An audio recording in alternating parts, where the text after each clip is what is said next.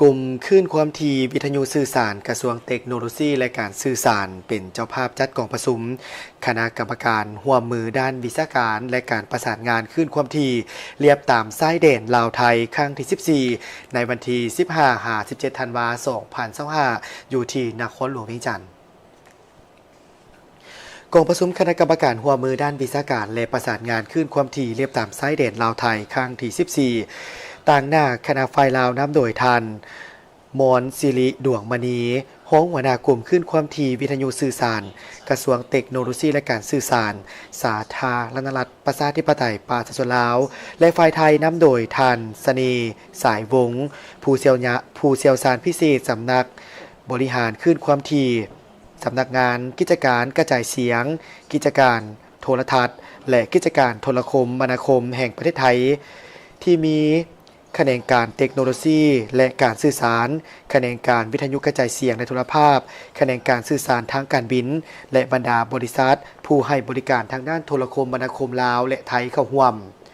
กองประชุมในครั้งนี้เป็นเพื่อเป็นการสรุปการจะตั้งปฏิบัติเวียกงานประสานงานคืนความถี่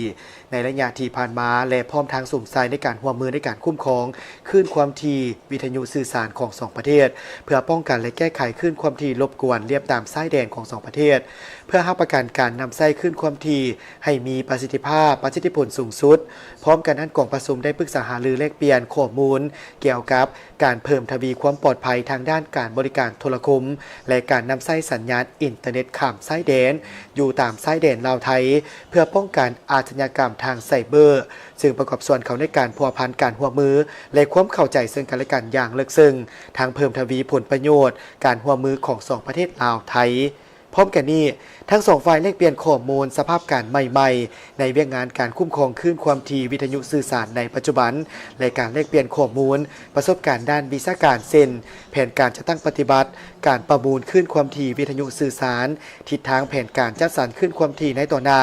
การวางแผนการจัดสรรและการคุ้มครองคลื่นความถี่วิทยุสื่อสารและการลดผ่อนความแห้งของสัญญาณคลื่นความถี่วิทยุสื่อสารเรียบตามสายแดน